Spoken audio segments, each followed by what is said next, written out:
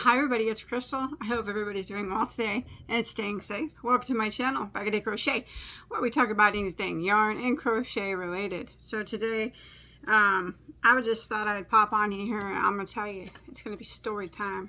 I'm going to tell you a story about crochet, and I'm going to as I wind up some yarn.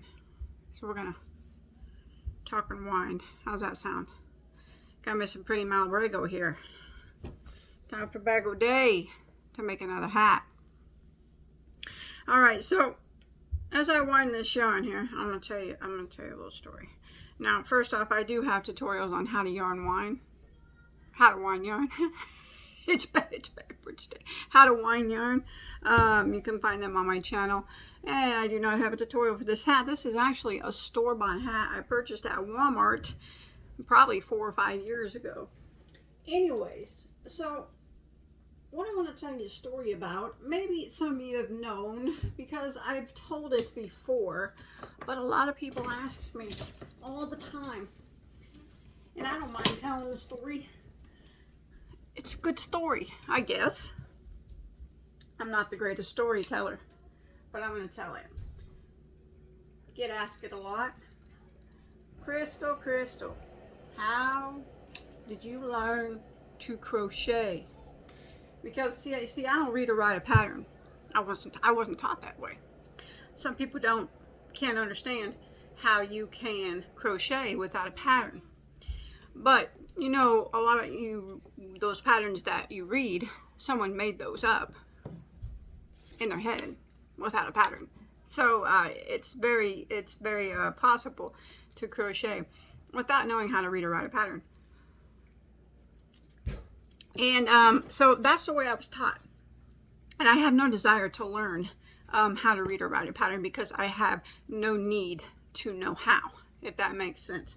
I do have patterns in my Etsy shop. You probably will see that. But that is I have someone else that writes those for me. After I upload a video tutorial, they will write the pattern out for me so I can have patterns for people that want them. Anyways, back to how did Bagoday learn to crochet? Well, I learned a long time ago, several years ago, when I was 10.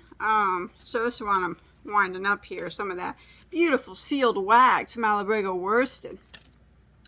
So it was probably about when I was about 10. There was a elderly lady next door to me. Her name was Florence, and I would always go over there and visit her, and I remember she would always have a bowl of candy on her table. You know, it was the classic candies, you know, butterscotch, root beer barrels, peppermint, stuff like that. And you go over and you get a treat. Well, I'd always go over there and I'd always pick the butterscotch because it's my favorite. Still like the butterscotch. Still eat the butterscotch to this day. Anyways, so you know, I go over and she had her hallway lined with yarn. Now, yarn is something I've always been very passionate about. Now, I've mentioned this before. I had something very horrible happen to me when I was a child. Now, you probably wonder, I'm not going to go into any detail on that, but you're probably wondering how yarn played a great deal in that incident, because I had a baby blanket that my grandmother made me when my mother was pregnant with me. And the baby blanket had pieces of yarn tied. It was a quilted blanket, but it had pieces of yarn tied at the center of each square. And I would always pull on those, you know, because I was always an anxious child, full of anxiety. And when I was nervous, I would always pull on those strings. So it was yarn that kept me calm. So anyways, I'm not going to go any further detail on any depth on that, an incident that happened, that blanket and the yarn in that all fall in place, which made me become very obsessive at one point with yarn, that it became a comfort to me. Even before that, it was still, that's what eased my anxiety as a child. But we'll move along. And every time I go over there and I get my butterscotch from her, she noticed me. I'd walk across her walls of yarn, and I would just flap my fingers across them. She had them in little cubby holes. Of course, it was mostly like Red Heart Super Saver and stuff like that, you know, because it's a long time ago, you know, it was when I was 10. And she wouldn't notice me doing that, you know, because I would just go back and forth. And I would pick out my favorite colors. Back then, it was variegated yarns. I always loved variegated yarns. I don't like them so much now. But back then, it was always the variegateds that I went for. And I'd pull them out, I'd look at them, I'd smell them, I'd rub them on my face, you know, same stuff I do now. You know, some things never leave you from a child. And one day she said, "You like that yarn, don't you?" I said, "Yes, ma'am, I do. I surely do. A lot."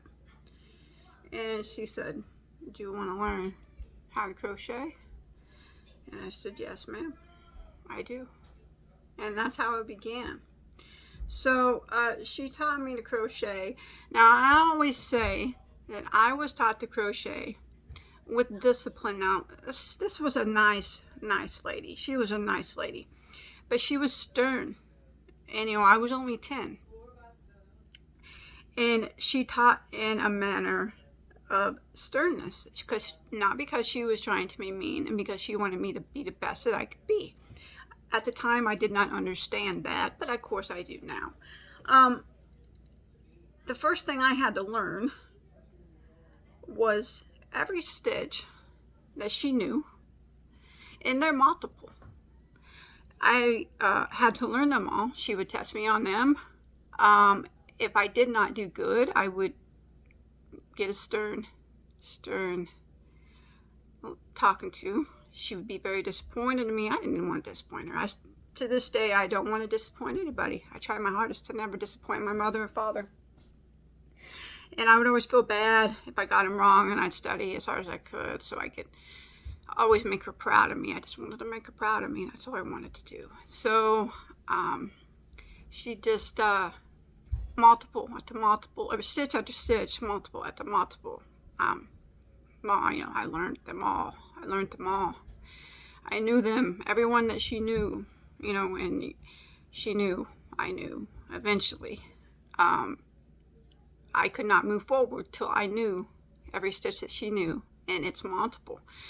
The amount of stitches that are ingrained in my head is remarkable, even for me. I don't understand how I remember them, but I do. So after a while, I learned them, you know. Like I said, if I would get them wrong, she would be upset with me and make me redo them until I met her expectations, which I finally did get them down. And so I said, you know, I know all these stitches now. I asked her, I said, Keita, maybe we could look in one of your pattern books and make something. And she said, no. But you can make something without a pattern. I said, but you never taught me to read, you never taught me to read a pattern. She said, well, I taught you to crochet, so you don't need to read a pattern.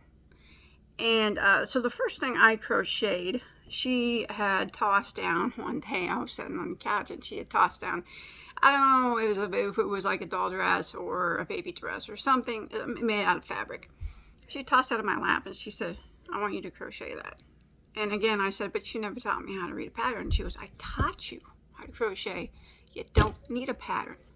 Like I said, she was a stern lady. That's why sometimes in my videos, if you see me tie a knot, I'll always say I know knots or no knots, because if she would ever catch me tying a knot in my crochet, she would smack my hand with whatever she had in hers, whether it be a fly swatter or a news magazine. She'd swap me with that. That was always a no-no to her, and it took me a long time to, she passed away years ago, but it took me a long time to get over that, thinking that I was going to get a swat in the hand if I tied a knot in my yarn. Anyways, so she tossed me that dress, and I sat there. I picked out some Red Heart Super Saver that she had on her shelf. I made the dress. She wouldn't let me stop. I think it took me about 2 weeks until I figured out how to make that dress. It was a cloth dress. She wanted me to mock it and crochet, and I did. Like I said, it took me about 2 weeks, and I did it. She wouldn't let me do anything else. Not one thing could I do different. So every day I go over there, I sat in the same spot. That's all she let me do until I finished mocking that dress and crochet. And I did it after about 2 weeks. I made her proud. I was so proud that I made her proud. And she said, see, now you can crochet whatever you want. You don't need a pattern to do that. That's why I taught you the way that I taught you. So, you know, after the baby dress, she'd give me other things to mock crochet, and I do it, and over time I just got to where that's what I could do. You know, it was easy, and to mock crochet, I can mock,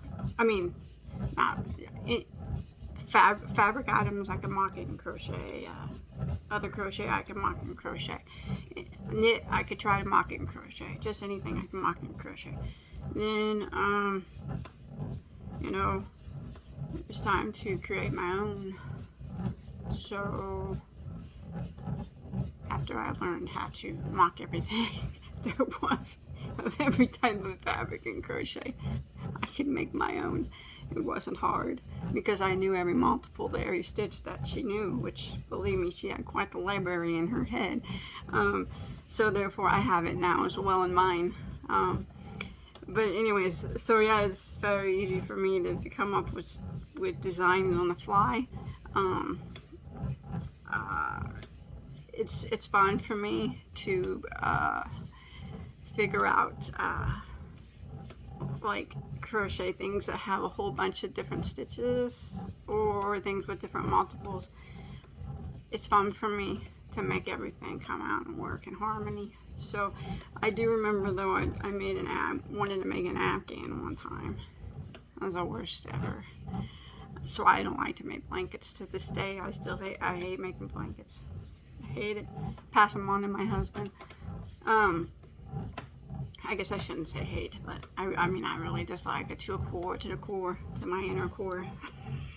Blanket. I decided I wanted to make a blanket one day, right? And well, after a little bit, I wanted to take a break on that blanket, but no, there was no break with her. You didn't get to take breaks because she was a one project at a time type of person. You didn't start another till you finished the one that you were on. Never. And I sat there on that Afghan for so long, because she would not let me do anything else until I finished what I started, which is a good trait to have, and I kept that for a long time throughout my life until I started YouTube. Actually, mid-YouTube, whenever my channel got bigger, I realized I had to do multiple projects at once, but I was very disciplined in my crochet. I would only do one project at a time because that was the way that I was taught, and it just stuck with me. But yeah, YouTube has made it's very demanding, so I have to have more than one project on the hook. Now, I can't say that I like that because that's not how I was taught. I prefer to finish one before I start another, but that's just not an option for me, being on YouTube and it being so demanding. But anyways, that's why my dislike for Afghans, not that I don't think they're pretty, I do. My dislike for making Afghans came about because I sat there for so long until I finished that, and after that I'm like, I'm never doing another one of these ever again. Never again. But I have done a few since. But yeah, that, you know,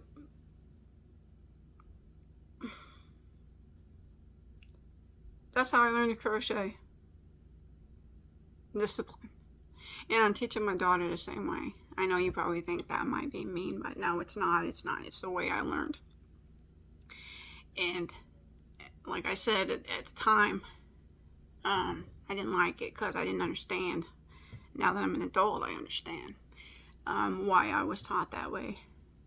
And that's the way that I choose to teach my 6-year-old.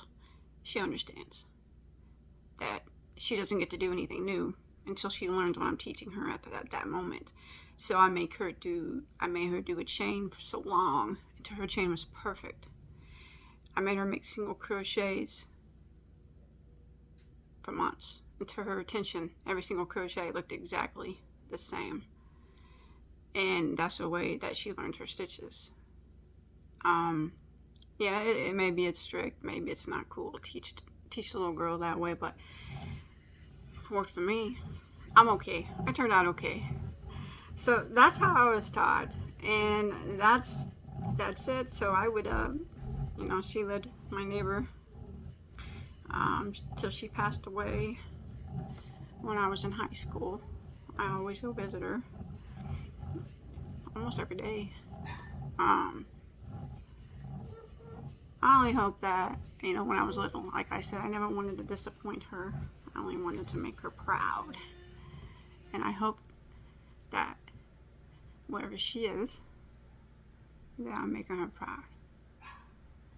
Yep. That's all I could ever ask for. Because when I was little, that's all I ever wanted. And as an adult, and that's still what I want. So, story time and caking. What do you think? Bagoday stories? My yarn's stuck on this cake and it is winding tight. I don't know what's going on here. So I hope that you enjoyed my story. Finish this up. Caking and story time. Finish this up. There we go. Telling the story as a cake. Look at that beautiful ball of yarn. I wish I had this type of yarn back then, you know. She would love Malabrigo. Just like me. No, she wouldn't have. She would have been a Red Heart Super Saver all the way. So, my new project. And I hope you enjoyed story time while I wind. Maybe I'll give you another story on another day. How Bagoday started her channel. We'll save that for my next cake. Thanks everybody for watching.